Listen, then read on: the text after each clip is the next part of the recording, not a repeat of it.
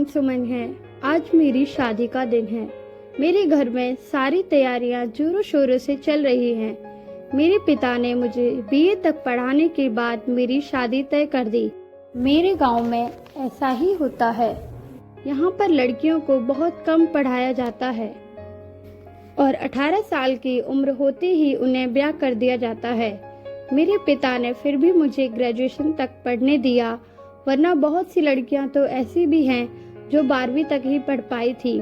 मेरी शादी मुझसे ऊंचे परिवार में हो रही थी। हम लोग गरीब परिवार से संबंधित हैं। मेरा एक छोटा भाई और मैं ही हूँ। मैंने भी अपनी शादी के कई सपने देख रखे हैं, क्योंकि शादी से पहले तो मैं अपने मन की कोई भी चीज नहीं कर पाई। तो मेरी माँ ने मुझसे यही कहा कि अब मैं अपनी मन की सारी इच्छाएं अपने पति के साथ ही पूरी करूं। मुझे भी यही आशा थी कि मेरा पति मेरी इच्छाओं का मान रखेगा और मेरी भावनाओं को समझेगा, लेकिन कुछ चीजें ऐसी थी जिनसे मुझे ठेस पहुंच रही थी। मेरे ससुराल वालों को जो भी सामान भेंट में दिया जाता था तो उसमें वह तरह तरह की कमियां निकालते रहते थे और मेरे पिता से और भी बेहतर चीजों की मांग करते थे। मैंने इसीलिए कई बार पिताजी से कहा भी कि ऐसे तो यह कभी भी संतुष्ट नहीं होंगे, लेकिन पिताजी का कहना था कि वह लोग ऊंचे परिवार के हैं, पैसे वाले हैं, तो थोड़ा बहुत तो हमें उनके आगे झुकना ही पड़ेगा और उनकी इच्छाओं को पूरा करना पड़ेगा। और इसी में हमारी भलाई भी है, क्योंकि मैं तुझे एक अच्छे परिवार में ही ब्याहना चाहता हूँ। एक बार तेरी शादी हो जाए फिर कोई झंझट नहीं, तो तुम उस घर की खुद ही बहू बन चुकी होगी। तो जब वह खुद ही अच्छा खाएंगे पहनेंगे तो तुझे भी तो सारी सुविधाएं देंगे। मुझे भी अपने माता पिता की बात कभी कभी ठीक लगती तो कभी कभी मुझे खुद समझ नहीं आता कि ना जाने मेरे भविष्य का क्या होगा। जब मैं अपनी शादी की तैयारी में लगी हुई थी, अभी तक मैंने अपने पति को नहीं देखा था, क्योंकि हमारे यहाँ यही रिवाज है। शादी से पहले लड़का लड़की एक दूसरे को नहीं देखते, सिर्फ परिवार वाले ही देखते हैं और उन्हीं की रजामंदी से शादियां तय कर दी जाती हैं। तो मैं तो शुरू से ही दिखने में बहुत खूबसूरत थी, इसीलिए मेरे होने वाले पति रमेश के परिवार वालों ने जब मुझे पहली बार देखा तो पहली नजर में ही पसंद कर लिया। वह लोग हमारे गांव से काफी दूर के एक शहर में रहते थे, इसीलिए बहुत बड़ी बारात भी मेरे दरवाजे पर नहीं आ रही थी। लेकिन कितने भी कम लोग क्यों ना रहे थे कि ना जाने सब कुछ कैसे निपटेगा और सब अच्छे से होगा भी या नहीं, लेकिन खैर सब चीजें ठीक से हो गई और मेरी शादी रमेश के साथ हो गई और मैं विदा होकर रेलवे स्टेशन पर आ चुकी थी। मेरा दिल बार बार अपने पति का चेहरा देखने को कर रहा था, लेकिन चेहरा तो छोड़ो, मैं तो अपने पति की झलक तक नहीं देख पा रही थी, क्योंकि मेरे ससुराल वालों ने एक बड़ा लंबा सा घूंघट मेरे चेहरे पर डाल दिया था और ऊपर से मेरी ससुराल की जो औरतें थी, मेरी सास ननद बाकी रिश्तेदार, उन्हें मुझे घेरा हुआ था, जिस कारण से मैं अपने पति से ना कुछ कह पा रही थी और ना ही उनकी एक झलक देख पा रही थी। फिर मैंने खुद को समझाया कि बस कुछ घंटे की ही बात है, अभी जब हम ट्रेन में बैठ जाएंगे तो उसके बाद तो मेरा पति मेरे पास आ ही जाएगा, तो इसीलिए अब मुझे कुछ घंटे तक और सब्र रखना होगा। इतनी संयम तो मैं कर ही सकती थी। मुझे पता है कि मेरा पति भी मुझे देखने के लिए तड़प रहा होगा, जैसे कि मैं तड़प रही हूँ। मैं मन ही मन बड़ी इतरा रही थी कि जब मेरा पति मुझे पहली बार देखेगा तो मुझे खूबसूरत देखकर वह मैं खो ही जाएगा और मेरी न जाने कितनी तारीफ करेगा। मन ही मन यह सारी बातें सोच सोचकर बार बार शर्मा रही थी और खुश हो रही थी। थोड़ी ही देर के बाद हमारी ट्रेन आ गई और हम सब अपने बुक किए गए डिब्बों में बैठ गए, लेकिन अभी भी मेरी सास और नंद मेरे साथ के विकॉल के जैसे चिपकी हुई थी। वहाँ भी मेरी सास मेरे पास आकर बैठी और कहने लगी कि बहू अपना घूंघट उठाकर जरा मुझे भी तो अपना चेहरा दिखाओ, मैं भी तो अपना मन भर के देखूं कि मैं अपने रमेश के लिए कैसी लड़की लेकर आई हूँ। उनकी बात मैंने धीरे से सर हिलाया और तुरंत ही अपना घूंघट अपने चेहरे से हटा लिया, लेकिन मैंने अपनी नजरें नीचे करके ही रखी। मेरे चेहरे को देखते ही मेरी सास, नंद और जो रिश्तेदार थे वह कहने लगे, बहू तो बिल्कुल चांद की जैसी है, हमारे रमेश के भाग्य खुल गए। तभी मेरी सास तपाक से बोली, भाग्य तो इसके खुल गए, वरना मेरे रमेश के लिए तो अच्छे से अच्छे रिश्ते आ रहे थे, जो इसको मेरा रमेश मिल गया। मेरी सास मुझे समझाते हुए कहने लगी, देख बहू, मेरे रमेश का हमेशा ख्याल रखना, किसी भी बात को कभी मत काटना, वह जैसा कहे चुपचाप वैसा करना। वह तेरा अब पति है और उसकी हाँ में हाँ मिलाना तेरा फर्ज है, उसे इसीलिए खुश करना, समझ आया? और घर की जिम्मेदारी भी अच्छे से निभाना। ज्यादा नखरे दिखाने की कोई जरूरत नहीं, क्योंकि हमारे यहाँ लड़कियों की नई नई चोचलेबाजी कोई नहीं देखा करता। इसीलिए तू भी यह उम्मीद ना करना कि तू रमेश के साथ नखरेबाजी कर पाएगी। अगर उसे खुश रखेगी तो वह भी तेरा पूरा ख्याल रखेगा। मैंने चुपचाप अपना सर हाँ में हिला दिया। थोड़ी देर में ससुर जी भी आ गए और मेरी सास से कहने लगे कि चलो, अच्छा हुआ जो सब कुछ अच्छे से निपट गया। मेरी सास कहने लगी, हाँ वो सब तो अच्छा है, इंतजाम भी अच्छा था, इसके बाप ने ठीक ठाक ही किया था, लेकिन यह जो डिब्बा बुक किया है यह कुछ सस्ता नहीं लग रहा। अगर इसको थोड़ा और अच्छा डिब्बा बुक कर देते तो न जाने क्या चला जाता। इस पर मेरे ससुर जी कहने लगे, अब रहने भी दो, सारी बातें यहीं बैठकर कर लोगी।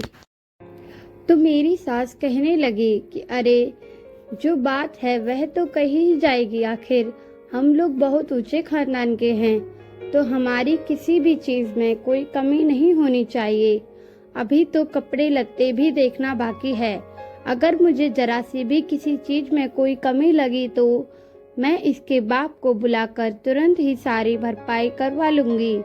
मेरी सास की यह बात सुनकर मेरे ससुर चुपचाप अपना सर हाँ में हिला कर डिब्बे से बाहर चले गए।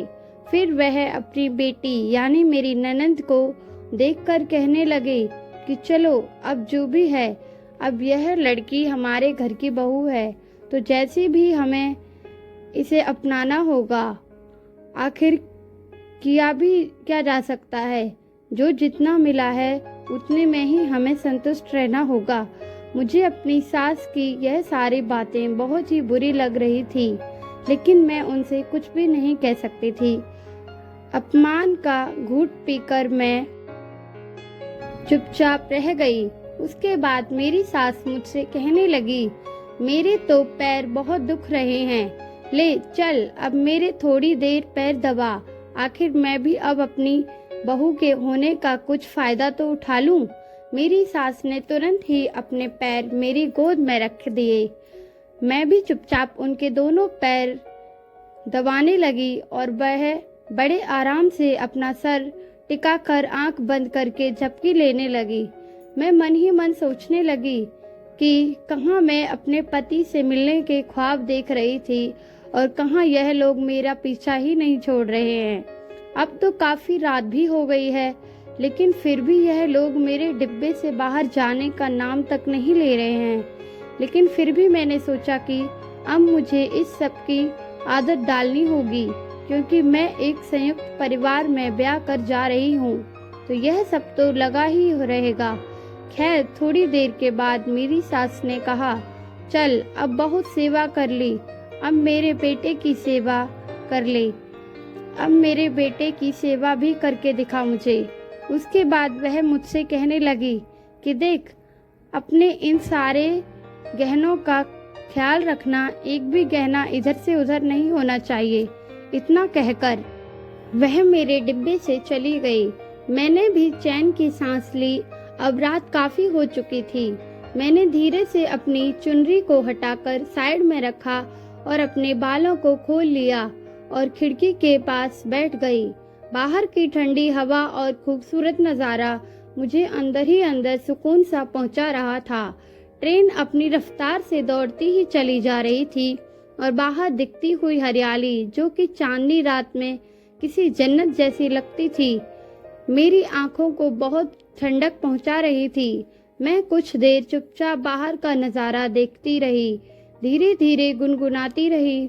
फिर मेरे मन में ख्याल आया कि काफ़ी देर हो गई है, लेकिन मेरे पति अभी तक मेरे पास क्यों नहीं आए।